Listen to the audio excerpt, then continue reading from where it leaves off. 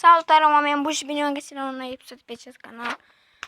Astăzi vreau să fac un anunț.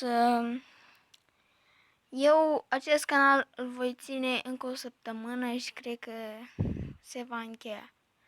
Pentru că voi văd că nu știu ce aveți cu mine, dar nu mă placeți.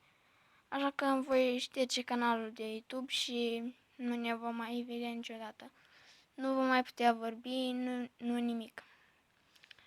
Și da, vreau să vă spun că ăla nu este hack, eu nu sunt hacker, n-am niciun hack pe YouTube, că nici nu pot să faci hack pe YouTube. Eu am scris povestea la episodul anterior. Este ultimul comentariu.